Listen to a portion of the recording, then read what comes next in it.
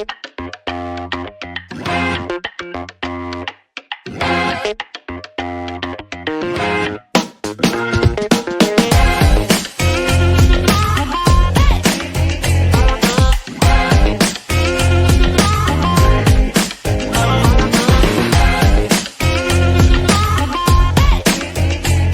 what's up? Hello, everybody. Welcome back to Roll Pod, an Alabama sports podcast from Bama 247. I'm your host, Cody Goodwin. We've got the whole gang here today. Alex Scarborough and Mike Rodak took a 2-week hiatus from the podcast because there was the holidays and some travel stuff. And we did 3 shows a week all the way through the season. And I felt like, we probably deserved a break. So, hey, guys, how are you? I missed you. How was your holiday?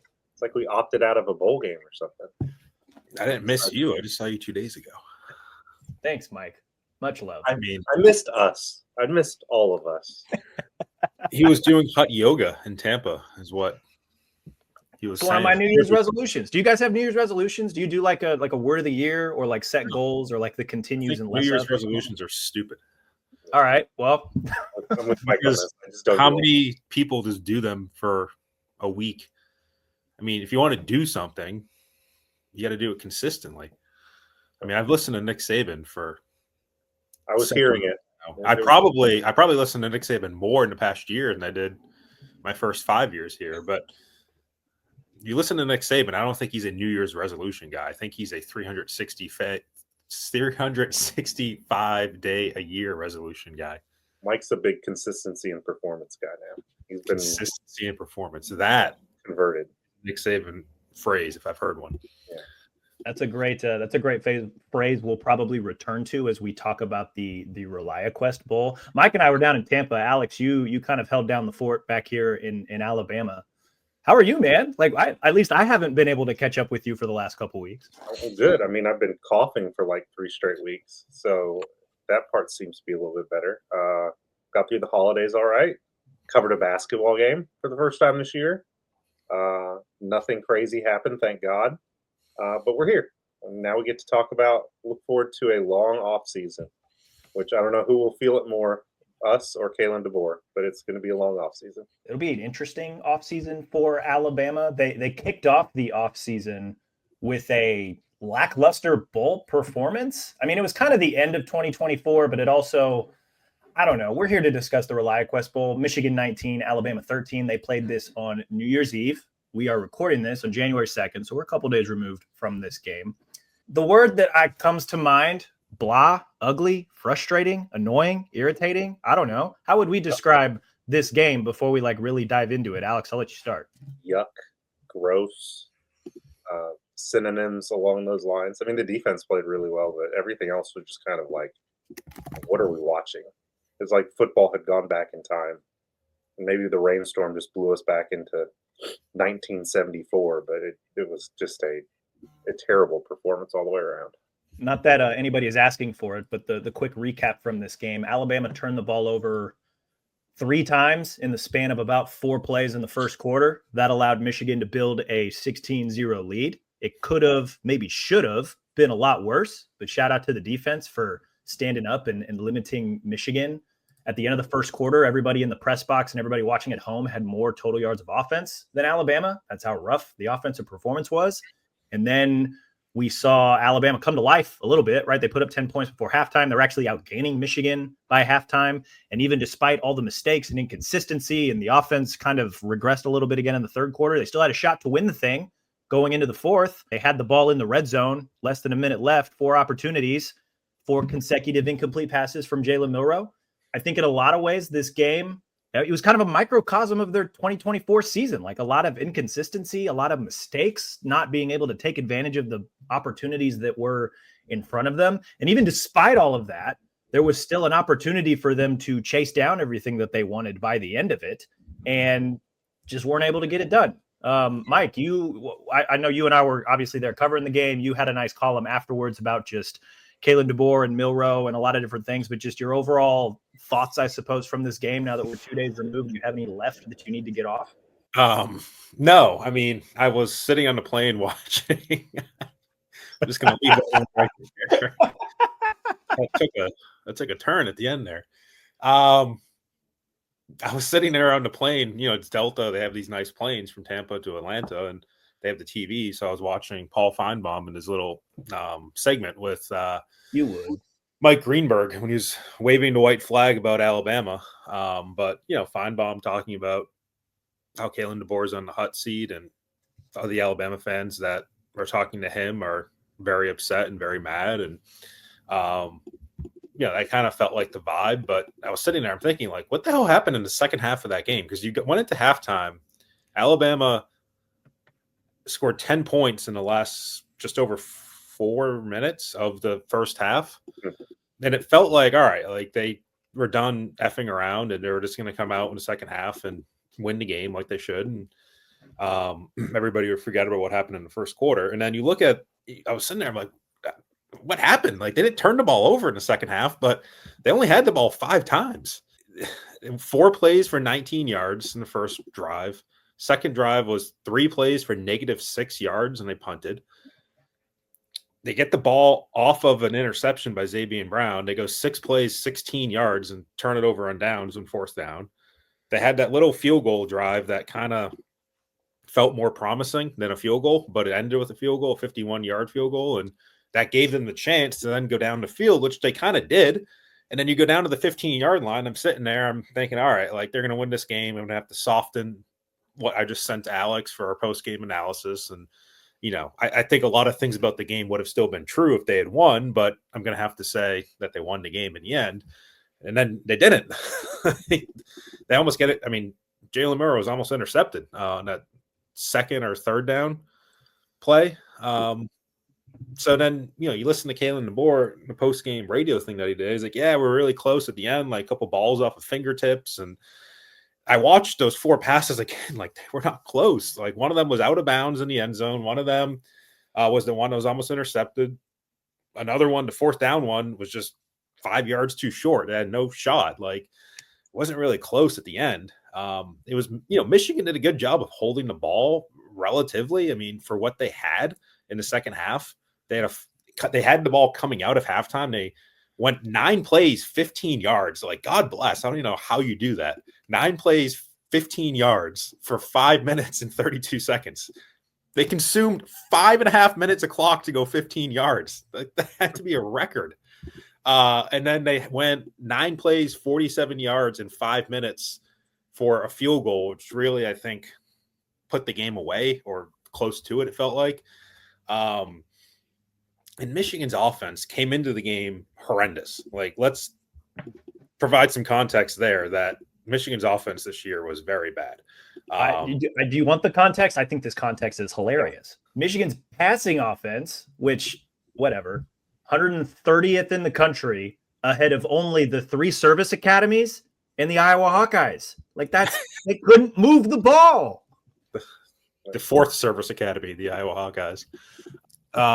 To who? Disrespecting the service academies by including the Hawkeyes.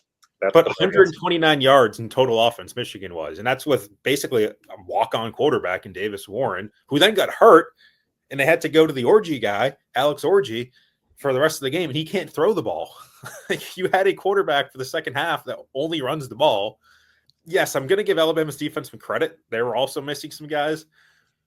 But if you were not stopping Michigan's offense, especially by the time Alex Orgy was in the game, something would have been very wrong, because they were missing Colston Loveland, who was their best offensive player. They're missing both of their top running backs who opted out of the game. They have no receivers. Their offensive line is pretty good, but it's still not what it was last year, I would say. And they were missing a tackle who opted out, by the way. So they went 15 yards in 5.5 minutes. What the hell happened on that drive? I don't remember. Did you look it up? So they converted a 3rd down, right? And that was the drive where James Smith had the 2 big plays, and one of them resulted in a 15-yard penalty. Right. They had the stop on 3rd down, and then Orgy came in, and they just kept the ball between the hash. They milked the clock.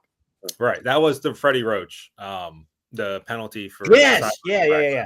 When he knocked over Kat Conti, the headlines woman, as we were discussing in the press box. Probably shouldn't be headlines men. It should be headlines woman or headlines person. But that is her title. And she was knocked over by Freddie Roach. As Roach she got up, just whoop. threw the flag. Right. She got up and threw the flag right away. So, yeah, that's where the 15-yard, 5-minute drive came from. And Alabama gets the ball. You have an 18-yard completion to Jeremy Bernard right out of that. But then a run for no gain, a sack for a loss of 10 yards, and then a throw short of the sticks on 3rd and 20. Yep. But that was a story of the offense. So, yeah, I mean, big picture-wise, like, we can get into the Milrow thing in a minute, but you have a game where against the Michigan defense, it's missing Mason Graham, Kenneth Grant, Will Johnson. It's 3 best players. Again, still a pretty good Michigan defense. Still Wink Martindale, who's an former NFL defensive coordinator. You run the ball with Jam Miller and Richard Young a total of 12 times for 33 yards. And Ryan Williams, who I don't know what the hell happened to him in the second half of the season, has 3 catches for 8 yards on 8 targets. 3 catches on 8 targets for 8 yards for Ryan Williams, a player that 2.5 months ago we were saying was right there with Jeremiah Smith. Look what Jeremiah Smith did against Oregon. There is a difference. And I don't want to completely put it on Jalen Milrow, what Ryan Williams did in the second half of the season, averaging a pretty rough average per game. Because Will Howard's not, Peyton Manning either. Like, Will Howard's a quarterback. You put him in Kansas State's offense with Kansas State's talent, and Alabama dominated him in the Sugar Bowl a couple years ago. You give him Ohio State's talent, Will Howard looks a lot better. Ryan Williams, there's something there that we need to talk about later at some point in this offseason. We need to write about, because the second half of his season was not good. And that's a story coming out of this game when you look at the running game and its inability, and the inability of Ryan Williams, who should be a star player, again, to not really make an impact. Those, as much as the Milrow thing is a headline, and we're going to talk about in a second, that was also something I wanted to point out. Yeah, I mean, it's worth pointing out, but I don't know if, like, you're asking on a scale of 1 to 10 how panicked I am by it. It's like a 2. I was going to say 2.5, but because I'm more worried about how it impacts him psychologically than it is right the impact on, like, his ability. I think the offense just went from, this big bucket of we're going to do a lot of things to a very narrowly focused, we're going to run the football as much as humanly possible.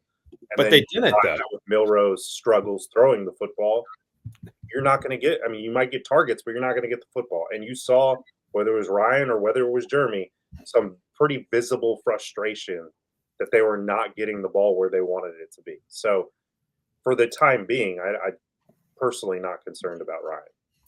But they only ran it 12 times, which is another story coming out of this game, because you thought this coaching staff continues to tell us that when they get down, they do not want to run the football. Right. Because they see it as a clock game at that point. And Michigan ran the clock. At the same time, I'd counter that you can run the football with tempo, and you can still be effective in that respect. But so you went down 16-0 with 2 minutes left in the first quarter. If you're abandoning the running game down 2 touchdowns with 2 minutes left in the first quarter, I don't know what the hell you're doing, because what they did against Vanderbilt. Basically, what they did against Vanderbilt. Yeah, it doesn't make any sense. And I'll also say Jeremy Bernard is playing with the same quarterback, and I feel like has looked better the last third of the season, shall we say, including this game. 4 catches, 80 yards, 19 yards after contact, or after the catch, I should say, on 7 targets. Ryan Williams has had issues with drops. You expect him to go out there, and without Will Johnson especially, to have his talent overwhelm the opponent. And it's done that in flashes this year. It's done it far less consistently than I would have thought. Yes, he's a 17-year-old, but if he is what we think he is, and I think he is, he's going to be gone in 2 years. He's going to be declaring for the draft 2 years from this month. So it doesn't matter if he starts off at 17, 18, 19, 20, you have 3 years with him. So at this point, you're 30+% of the way through Ryan Williams' career at Alabama, in all likelihood. And it just feels like you're wasting game after game with him and with his talent. But I also think part of that is on him. So we can get into the quarterback thing. Would you like me just to dive Well, I was just going to say one more thing on Ryan Williams. Sure. He did have the big punt return that put them in a He did. position to make a play. He still has that in him. And I think what him and Jeremy do as receivers is very different. And the fact that they just stop throwing the ball on deep, go routes. They just don't do it. And that is Ryan Williams' game. And they're just not even attempting that. Is that him not getting open? Is that just taking away that part of the offense? There needs to be more to his game. If that's his game, there needs to be a lot more to his game then. And they tried to with some screen passes that just failed, whether you're talking about the Oklahoma game or this game. Mm-hmm. In this game specifically, I think it was more on Milroe, because you could tell early on after the mistakes, even after, like, he was still getting hit pretty hard in this game, pretty regularly in this game, which the book on Milroe is simple. If you hit him, like, he just clearly something is thrown off in him. We have seen it for 2 years now. And specifically in this game, you combine all the mistakes in the first quarter and getting hit pretty consistently by Michigan's B team. Like, let's call it what it is. That wasn't Mason Graham coming after him in that game. You could tell he was off for virtually the rest of the game. And there were a lot of passes. And Alex, I'm sure you saw this on the TV broadcast, maybe a little bit better than we did in the press box.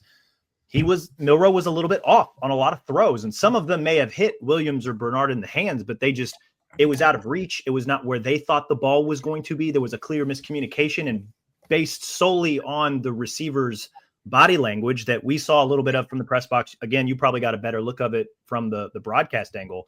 They were frustrated, man. And it was, I think there's two things can be true about Ryan Williams. He probably hit a little bit of a freshman lull, and he wasn't nearly as impactful in the second half of the season as he was during the first half of the season, but also that blue chip talent is still there. And yes, there's probably blame on both of them, but like in this game specifically, I don't know. I hate to cut the pie 85-15 on Milroe, but like that's at least what it felt like while watching. And it wasn't just being inaccurate. It was just totally missing guys who were wide open. Yes. Like, that was at one point, Brock Osweiler on the broadcast just goes, Milroe can't see the field today. He can't see it. And it's the struggle with Jalen is the minute something is imperfect, he can't recover from it. And that's why I thought, holy cow, what he did at the end of the first half was like, maybe he can get going. And the answer to that was a resounding no. When he loses confidence, he plays like a completely different quarterback. And it's not an effective quarterback, to say the least. And that's why, as damning as the 3 turnovers were in the first half or early in that first quarter, I could have overlooked all of that. What was worse was just being totally inaccurate, not seeing the field, not feeling the pressure. I think the offensive line deserves some blame. They settled in a little bit in the second half. They did not play well, but he just wasn't feeling any part of the game. Run game, standing in the pocket game, delivering the football. None of it was good. It was as bad as I've seen Jalen Milroe. And that is probably likely the last game he plays in Alabama uniform. And that's just, it's sad because he's shown that he's capable of more than that, but that was just an abysmal performance. But I think, and it's been 2 different coordinators, but if you take away those 2 LSU games the last 2 years for Jalen Milroe, it's like both of those games injected all sorts of confidence into the fan base, into the coaching staff, into Milroe, into everybody watching him. The one against Jaden Daniels and then the one this past year. And you take those games away, and I hate playing this game, like take your 2 best games away, but it feels totally different, the resume, the Jalen Milroe resume without those 2 games. And I feel like there was questions in each of those September, October of 2023 with him, September, October of 2024. And then that first week in November, coming out of the bye week, he has a great game. And it just kind of, you have that momentum the rest of the year. And I take feel like those 2 games away, and it's different. Not that he'll ever watch this, but I do owe Tommy Reese an apology. I've just killed you for 18 months, whatever it is. I thought you were terrible. I still don't know if you were great. But, like, you got to call a spade here. The offense didn't change. The offense is the Jalen Milroe offense. And it either works or it doesn't at all. So, sorry, I got to say to Tommy out there in the ether, I apologize. And so, life, you don't need it from me, but I should say I'm sorry. The burning question then becomes, why did you stick with him in this game? If he's not accurate, if he's not seeing the field, if you're only able to run this offense with him, et cetera, et cetera, et cetera. It's a lot of the same things we said after the Oklahoma game. Then why did you stick with him? And maybe there was an argument at that time that you just needed to do it with Milroe because of the locker room. I don't feel like that really applied to this game. It's his last game. There's nothing to lose. I feel like it's an exhibition game. I know DeBoer doesn't like that term. He doesn't want to view it as that, but it is. Like, there's no national championship on the line. The cynical answer is you play him in this game because it's the easiest way to get him out the door. Because the easiest way to get him out the door is to the NFL. And if you bench your guy, you're telling the NFL he's not even good enough to play for us. Why can he I play? think the NFL was watching. I There's know. 3 scouts sitting to our right in the press box, and I'm sure they were watching. But you have to, if you've gone this far with him, if you want the extension of him walking out the door and everybody getting along kumbaya, this is what you do. You ride the ship all the way down to the ground. But I think everybody saw it. Like, you could have ended it the first quarter. The book could have been closed. The chapter was written. Like, I don't know if playing in 3 more quarters really changed that. Maybe the cynic in me is like, just hang him out to dry and like expose him for what he is. I don't think that's how Kalen DeBoer is thinking. I would take Kalen DeBoer at his word in what he said post game, that he looked him in the eyes. This is the same thing he said after the Oklahoma game. Essentially said he hasn't lost confidence from what he was seeing visually, and essentially communicated to us that he felt like he owed him for what Milroe did by staying here back in January, which, as I've said on previous shows, I feel like that only goes so far. Like, I think you've played that out. I think you had played that out by the Iron Bowl. Like, yes, you've used up that credit. I don't know if it needed to extend into this game. I think the Venn diagram, as I was talking about before the game, you had to find the center of that somehow. And I think finding the center probably should have involved seeing Ty Simpson, or maybe even Austin Mack to some extent. So it was a strange move. And I think there's a greater statement to be made about, I think, Kalen DeBoer's personality, his approach, his coaching style, which has always been very even. We talked about him being even keeled, being steady. Like, those are the qualities that everybody has viewed him as having. Those are the things that he sees himself as having. I think that extends into decisions like this, where you keep at it. Like, you keep your nose to the grindstone, all these cliches you can use, instead of rocking the boat and making a quarterback change, or, it might extend to other parts of his coaching philosophy too. Like, will he fire any assistant coaches after this year? Or does he just keep it steady, keep it going? So I think that's worked for him to this point in his career, because he's won a lot of games, and there really hasn't been a whole lot of reason for him to make any sort of drastic change. This is a different situation. You lost 4 out of your last 8 FBS games. I'll kind of cast aside the Mercer game for now, which is fair, right? And there's a lot of goodwill I think you've lost with this fan base over the past 2-3 months. So you have a natural breaking point here in terms of the offseason, a quarterback change. It's, by all accounts, going to happen. I don't think any of us expect Jalen Milroe to be back at Alabama next year. I think it would still be very surprising if he's back in college football. And you have an opportunity now just to have a clean slate. But does your coaching style still need some tweaks?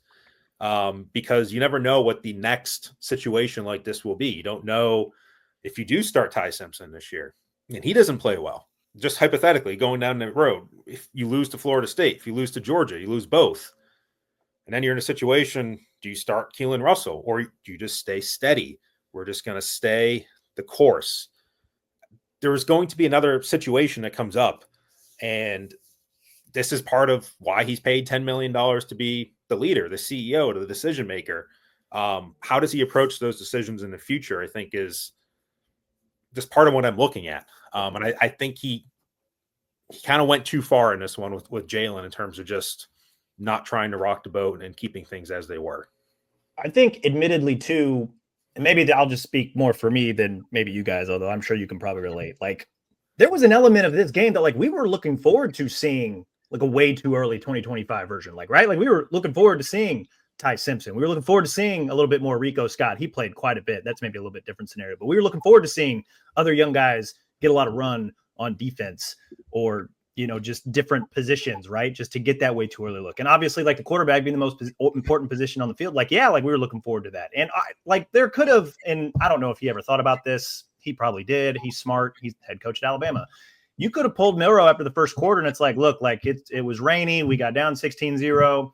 There was no reason for him to threaten his future, whatever his future may be, right? So then just like throw the, Ty out there, throw Austin Mack out there if you felt like you needed to. Like there is a way for him to still get the younger guys, more inexperienced guys, some run in this game and, like still kind of save face a little bit, I suppose.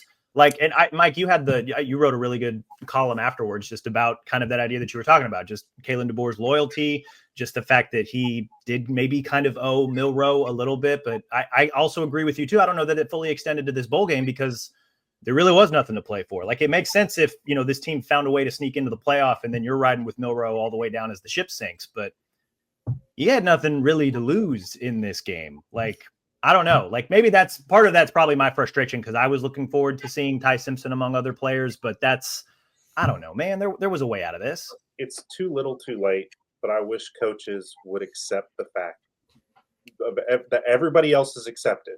No one cares about non-playoff games. Nobody cares. So just call it a pre-spring game and say, look, we're going in this with a plan. We're going to be competitive, but we're going to roll out as many players as we can because we want to get a good look at them before we roll into spring. We're going to get 15 practices. We're going to treat it just like spring. And I think fans, by and large, would be okay with that. They'd be thrilled to see Ty Simpson.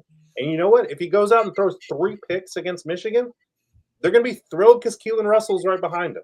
Right. So set this up in a way as a coach. And if you want to be cynical, you can't lose at that point because if you lose the game, nobody's going to say, man, I really wish you had tried harder. Mm-hmm. There might be like 4 people out there who want to do that. Right. Instead, you're sitting here and you put yourself in a no-win situation, which was even if the best case scenario plays out and you beat Michigan by 3 touchdowns, you were supposed to do that. Now you're on the other side of it where you lost and the heat has been turned up. Now, ultimately, does it change the fact that Alabama fans are going to want them to make the playoff next year or they're going to want to fire them? No. I don't think this game changed anything in that respect. But it does put the heat on him in the first part of the season where if it looks like things aren't going great, they could turn pretty quickly. I just got distracted by some tweets out there, but I lost my train of thought. But what did I want to say? Oh, I was going to say this was the worst case scenario for Alabama. Yeah. You tried to win the game and you lost. If you tried to win the game and you won, great. If you didn't try to win the game and you won, even better. If you didn't try to win the game and you didn't win, whatever. If you tried to win the game and you lost, that's the worst case scenario. Like, why did you do that? Like, I can understand like you're trying to do it for the guys who are leaving. Like, put your best foot forward. Does Tyler Booker care if they won? If they beat? No one is going to remember the ReliaQuest Bowl. There, right. That's your headline for the podcast. Nobody is going to remember it. Even if Kalen DeBoer gets fired, which I don't think that's going to happen. I still think he's a good coach. Even if he gets fired, nobody's going to remember the ReliaQuest Bowl. They're going to say that this year. Nobody. Sorry, ReliaQuest, whatever the hell you are. Nobody is going to remember. Yes, I'm glad. I have a commemorative pin that they gave us. I will remember the ReliaQuest Bowl. Yes, when one of your boys punctures themselves with that pin, you will remember. That is in the same bag of mementos as a much more meaningful game, a national championship game pin. This game means something. Because I should sell it on eBay one day. This game means something. This game means shit. That is college football these days. That's a good podcast headline. I hate to use such blunt terminology, but that's kind of the truth. And I feel like if you played to win the game and you lost, that was the worst case scenario out of the 4 scenarios that I laid out. Now, again, does it change anything? No, I think the focus is obviously going to turn next to can you beat Florida State? You know, like I said, you have a September schedule. It's a very similar schedule to last year where you're playing at Florida State and you're playing at Georgia. And you carry this over, losing 4 of your last 8 FBS games into losing 1 or 2 of those games next September. The fire is hot. It is hot. So I'm sure that's his thinking. Like Kalen DeBoer didn't want to lose this game, just to add to the humiliation, if you will, of what had already happened this season, the Vandy game and the Oklahoma game, especially. I'm sure that's part of it. Like you just want to go out and win the game and not have it be a talking point. But plus these coaches, I mean, it's an admirable trait. These coaches are hardwired. If they're going to play a football game, they're going to try and win it. They don't want to treat it as an exhibition. That's why I would encourage it to just call it a spring game. Call it a pre-spring game. But they're all wired this way. I haven't seen a coach just basically, maybe Lane Kiffin will one day, just throw everybody out there and don't care. But I have a feeling Lane will want to score 7,000 points to prove the playoff committee wrong. Right. And if they put and look, I'm not one to like say you should be doing things in a democratic way or doing things just to appease fans or anything like that. But I think our friend Ryan Fowler had a poll on Twitter during the game, second quarter maybe, should they put Ty Simpson in the game? And at that point, it was like 95% yes, with like 1,000 votes. So again, not everything needs to be, let's put it to a vote to the fans, because I think that would not turn out well for any sports outfit that does that. But nobody was going to fault you if you did that. Like there was no, if I put in Ty Simpson, will people second guess me? And, I made the wrong decision. Like, I don't think there would have been a single person that would have said that. So it's a little bit baffling on that end that it didn't happen. And I kept looking, and Ty Simpson was not warming up. He was not doing anything that would make it seem like he was ready to come into the game. Just as he does, he kind of has his helmet on the back of his head, and that never really changed. Two things. One, ReliaQuest is a cybersecurity technology company, for those who didn't know. For those who didn't read the AL.com story on what is ReliaQuest. Yeah, I didn't read that one. So I just went to Google. Two, there were some good things, right? Like we talked positively about the defense. Is there any good thing that we're going to take away from this moving forward? Alex, I'll start with you. Like what did you like about the way that Alabama played in this game? D-line played really well. Zay Mincy didn't appear to be a problem. Ray Hubbard played all right. Xavier Brown made a couple plays after being kind of rocky a little bit at points. It's just hard to say, look at the positive things when the other thing over there is this giant dumpster fire that is smelly and burning and just like you want it to go away.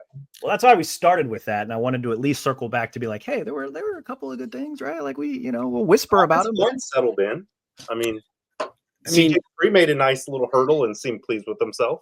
Right. And some of the things you're like, yeah, they played well. Like CJ Dupree, it was his last game. So like, we're never going to see him again. Robbie Oots caught a touchdown. That was his last game. We're never going to see him again. Tim Smith, last game. Tim Keenan, maybe his last game for the defensive line. Jahad Campbell, before he got hurt, I had like 11 tackles in the first 2.5 quarters. Last game. We're not going to see him again. The secondary could be what we see next year, with the caveat that I think you had mentioned Zay Mincy before the game, and I said he might just be standing there the entire game because of Michigan's passing offense. Like, it's good that he didn't like have some big, I was exposed, coverage blown moment or whatever, but got his hat in there and made some plays though. Yeah. But in terms of like, I mean, you need the context of Michigan's passing offense to also like contextualize his performance. Like that's. This was the only passing offenses are three teams that don't throw the ball in Iowa. Like those are the only three passing offenses worse than Michigan. Like you got to contextualize that properly. And with Davis Warren getting hurt in the third quarter, you're starting walk-on quarterback, then putting in a almost pure running quarterback in Alex Orji for the second half. Yes, you still have to stop them. You still have to stop what Michigan was doing. They did that to an extent. Again, Michigan had that field goal drive that kind of put the game away at the end. But yeah, the secondary, there was, I think, limited opportunity for them to be evaluated from a passing standpoint. So, and it's of all this roster, there's going to be a lot of continuity in the secondary to next year, assuming Damani Jackson comes back. That is one that's still outstanding in terms of decisions. With the exception of a poorly timed uppercut, I thought Justin Jefferson played pretty well too. Yeah, and that's a guy who we thought might have been on his way out is now probably not. But let's flip it over to the other side just for a second. the offensive line Not great, is Bob. going to be back largely next year, minus your best player in Tyler Booker and Caden Proctor, Parker Brailsford, Jaden Roberts, who got hurt. I mean, it's not he didn't get hurt; he's been hurt. Left the game though with the injury on that long run. Did not come back. Elijah Pritchett, who was rotating with Wilkin Formby. You had Gino Vandermark, who was in the game with Roberts, and I think was already going to rotate anyway. Those 6 guys with a new left guard, whether it's Vandermark or Cam Dewberry, the Texas A&M transfer, that's going to be your offensive line next year. There are questions about that offensive line. As good as Brailsford has been, there are questions about that offensive line next year. No matter who your quarterback is, there's going to be continuity. I just don't know if that continuity is necessarily a good thing with this line. Question, though, and maybe this is better served for the Way Too Early Look Ahead show that we'll do next week. Does a different quarterback impact the line, their performance? Does that? I mean, that's something we probably need to consider here, right? Yes, it does. However, your running game situation as well, I think, is still separate from your quarterback. I don't know that it is. I honestly don't know that it is. Well, I'm saying, if Jam Miller gets the ball, whether I'm handing it off, Jalen Milrose handing it off, AP Stedham is handing it off to him, no matter who's handing it off to Jam Miller in the backfield at quarterback, there have been questions about the effectiveness of that running game. I think that was only enhanced when you have 10 carries for 27 yards in Jam Miller's case against Michigan. Yes, having a quarterback and a deep passing game opens up the running game, all of that. But you need to get a couple. If you just need to get the yards. Oh, don't get me wrong. I think Jay Miller's got a lot left to show, but I do think you can be optimistic that a change in quarterback could positively impact the running game because of what you're talking about. It's going to help you. It has potential to help the offensive line. It doesn't. You're not facing a loaded box maybe quite as much. I mean, and you have potential for more carries, which means more continuity, more chemistry, more fluidity in terms of your running. That's been the hardest. They can't establish a running game with running backs because Jalen's the one taking those carries. So you put all that in a pot, and maybe it does improve. Yeah, there's a lot of hypotheticals and conversations we're going to have throughout the year, and we can get into this more in the next show. But I go back to some of them we had this past offseason. Will Jalen Milroe improve under Kalen DeBoer like Michael Penix did? We bring in this great quarterback offensive guy. Didn't really happen. Will Jam Miller and Justice Haynes actually be an improvement at running back over Jason McClellan and Roydell Williams? Didn't really happen. Will Kendrick Law and Kobe Prentice get involved and become bigger players in this offense? Didn't really happen. Will this offensive line in Caden Proctor's second year with a better center, a center who can snap the ball competently, do better than the offensive line last year? To some extent, yes. The sacks went down. I think the offensive line as a whole was better, but this was not a perfect offensive line by any means. So there's going to be all these hypothetical discussions that we have throughout the year. Throughout the year being the offseason, will a different quarterback, whether it's Ty Simpson or Austin Mack or Keelan Russell, help all these other things? Maybe not. Maybe we're sitting here this week next year having the exact same discussions. I don't know. Maybe that's just a cynic in me, but I just feel like I go through this every offseason and people get excited about certain things. And then we get to this point and we're like, well, shit, none of it actually went as planned. That's how football goes sometimes. Sometimes it goes the other way. It does. It goes up and goes down. I feel like Pat McAfee. I don't know why. I've been watching a lot of McAfee lately. I've got that. You're very bouncy. I've got that bounciness to me. Are you sitting on a medicine ball? What are you doing? No, I'm sitting in my chair. But I watched McAfee this morning with Nick Saban. They didn't talk about Alabama, but Nick Saban said if he was an Oregon fan, he would be on the internet and yelling at people about their draw in the playoffs and having to play Ohio State in the quarterfinals. God, I would love if Nick Saban was on the internet. Nick Saban's on a message board. Picturing Nick Saban with a Twitter account and Miss Terry just trying to take his phone away while he's sitting in his chair when they're in the living room, and he's just smiling. Last thing I wanted to get to today, and this is kind of a little bit of a precursor into at least one show, possibly multiple shows that we'll have next week, but The offseason has now fully arrived. I believe the transfer portal or the portal window has now opened for Alabama players. Has been open since the end of the game, but will open through January 5th because all teams get an extra 5 days after the end of their season, depending on when their bowl games are outside of the traditional window. So January 5th is Alabama's kind of deadline for players that want to enter the portal. We've already seen at least one, right? Wide receiver Jaron Hamilton entering the transfer portal. We're also going to be monitoring some NFL decisions. I know we've seen a few of those already. Jahad Campbell, James Burnup. So there's a few other names we're monitoring. But I wanted to end this show with this, just of all the offseason storylines and things that we're going to be keeping an eye on. Mike, I'll let you start this one. Just what are you most intrigued by, looking forward to, like something that you're going to be monitoring as we enter the offseason portion of the college football calendar? I mean, barring something surprising, which I don't, to your transfer portal part, I don't think there's going to be anybody surprising going into the portal right now. If there's another guy or two, like, you know, I could see that, but, or any sort of like coordinator change, I also don't really see that happening either. It's going to be a pretty ho-hum, stay the course sort of offseason. I think Kalen DeBoer, as he said after the game, kind of likes what he has, the people that he has. But to me, the story is, and I've said this before in a different show, like 2025 is going to be about running it back with a different quarterback. And does that change the outcome? And Keelan Russell feels like a guy who could play sooner rather than later. If we didn't see Ty in this game, I feel like we're not talking maybe enough about whether it's also Ty's problem. If Ty is simply not impressing enough behind the scenes to give Kalen DeBoer the confidence to make that switch. And if Keelan Russell does impress very quickly in the spring, as they told him, as Keelan was at the Under Armour All-Star game this week and did a media availability on Monday, he said, they told me I'm going to be the starter ASAP, is what Keelan Russell said the coaching staff told him. So that could be something that happens. I don't know if you want to run out Keelan Russell for Doak Campbell Stadium on August 30th, but if it happens, it happens. And you got the story of the upcoming season, the story of the offseason is going to be running it back with a different quarterback. And will that work for Alabama?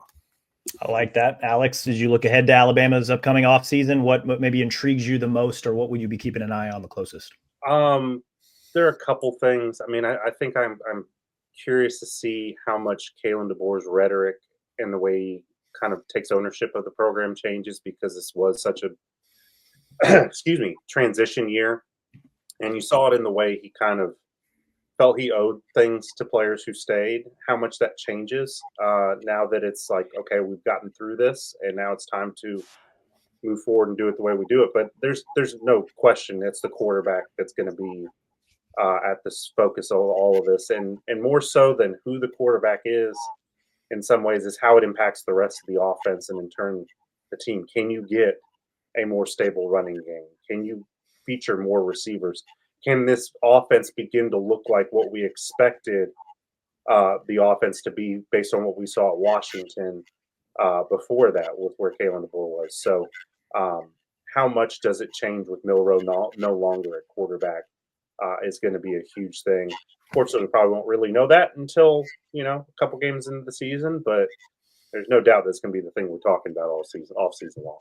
Yeah, and I think that'll be a topic, pretty, exhaustive topic of conversation once we get to spring ball as well, because that's, we'll get to talk to a handful of players. We'll obviously get to watch the spring game. We'll see what things look like there. But I agree. Obviously, the quarterback's going to be a really big talking point this offseason, as it usually is. But also, some of I like the idea of just a lot of the guys coming back on defense as well. There's a couple of decisions out there that could be crucial to how the defense operates. Talking about middle linebacker there, does Deontay Lawson ultimately come back?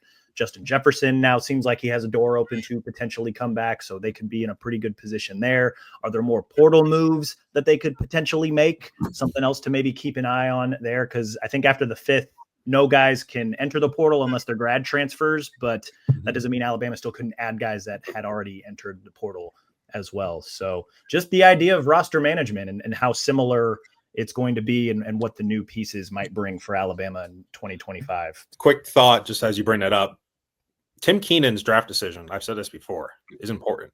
If they lose Tim Keenan to the draft, their interior of their defensive line is by far the biggest weakness on this team. I thought Jeremiah Beeman did play pretty well in the Michigan game, just from watching with my eyes. You know, do you want him starting next year? You have James Smith. Beyond James Smith, you're going to need somebody, whether it's Beeman, whether it's Edric Hill, whether you go into the portal. Like, that would become a pretty big need if they lose Tim Keenan to the draft. And I certainly would not rule out Tim Keenan going to the draft. Yeah, that's another pretty big position, or at least decision, that we will be monitoring over the next, couple weeks, is when players have to declare for the NFL draft, or I guess they don't have to declare that they're coming back. But if we've seen anything from a lot of the guys who do say that they're going to come back, we can expect some sort of social media post. But that's really all I had on the docket for today, guys. We'll be back again sometime next week to discuss, kind of, tie the bow on Alabama's 2024 season, and maybe take a way too early look at 2025. So I haven't decided yet if that's going to be 2 separate shows or just one long show sometime next week, but we're going to try and do 2 shows a week, 1 show a week, just kind of depending on the vibes that we're feeling week to week. So, and we'll also talk a little bit of hoops as well, as we also navigate the football off season. So a lot of stuff to get to, and glad we're back to discuss it. In the meantime, be sure to rate and review this show wherever you listen to your podcast: Apple, Stitcher, Spotify, even our Bama 247 YouTube page. Subscribe to Bama 247 and 24/7 Sports. Going to be in maybe a ho-hum type of off season, but there's still a lot that we're going to have to cover and keep tabs on. And we encourage you guys to get a subscription so that you can come and enjoy the ride with us. As always, we appreciate you guys for listening. We will talk to you all again soon.